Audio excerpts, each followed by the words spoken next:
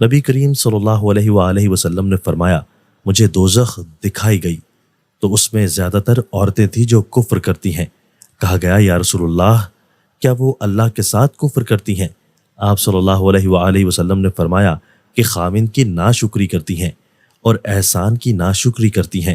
اگر تم عمر بھر ان میں سے کسی کے ساتھ احسان کرتے رہو پھر تمہاری طرف سے کبھی کوئی ان کے حال میں ناگواری کی بات ہو جائے تو فوراً کہہ اٹھے گی کہ میں نے کبھی بھی تجھ سے کوئی بھلائی نہیں دیکھی۔ رسول اللہ صلی اللہ علیہ وآلہ وسلم ایک دن حضرت عائشہ رضی اللہ تعالیٰ عنہا کے پاس آئے۔ اس وقت ایک عورت حضرت عائشہ رضی اللہ تعالیٰ عنہا کے پاس بیٹھی تھی۔ آپ نے دریافت کیا یہ کون ہے؟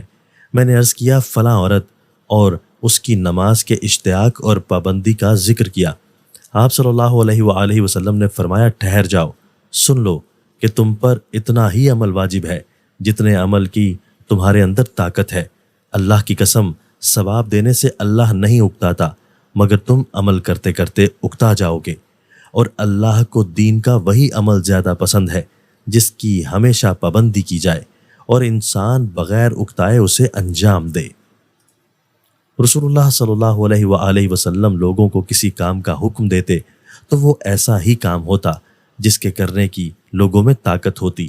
اس پر صحابہ رضی اللہ عنہم نے عرض کیا کہ یا رسول اللہ ہم لوگ تو آپ جیسے نہیں ہیں، آپ تو معصوم ہیں، اور آپ کی اللہ پاک نے اگلی پچھلی سب لغزشیں معاف فرما دی ہیں، اس لیے ہمیں اپنے سے کچھ زیادہ عبادت کرنے کا حکم فرمائیے۔ یہ سن کر آپ صلی اللہ علیہ وآلہ وسلم ناراض ہوئے، حتیٰ کہ خفگی آپ صلی اللہ علیہ وآلہ وسلم کے چہرہ مبارک سے ظاہر ہونے لگی۔ پھر فرمایا کہ بے شک میں تم سب سے زیادہ اللہ سے ڈرتا ہوں اور تم سب سے زیادہ اسے جانتا ہوں، بس تم مجھ سے بڑھ کر عبادت نہیں کر سکتے۔ رسول اللہ صلی اللہ علیہ وآلہ وسلم ایک دفعہ مدینہ یا مکہ کے ایک باغ میں تشریف لے گئے۔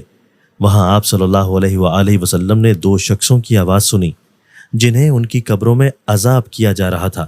آپ صلی اللہ علیہ وآلہ وسلم نے فرمایا کہ ان پر عذاب ہو رہا ہے اور کسی بہت بڑے گناہ کی وجہ سے نہیں۔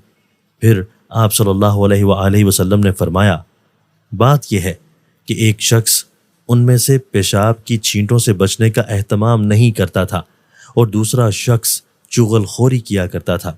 پھر آپ صلی اللہ علیہ وآلہ وسلم نے کھجور کی ایک ڈالی منگوائی اور اس کو توڑ کر دو ٹکڑے کیا اور ان میں سے ایک ایک ٹکڑا ہر ایک کی قبر پر رکھ دیا۔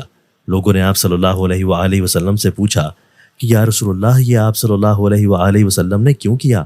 آپ صلی اللہ علیہ وآلہ وسلم نے فرمایا اس لیے کہ جب تک یہ ڈالیاں خشک ہوں شاید اس وقت تک ان پر عذاب کم ہو جائے۔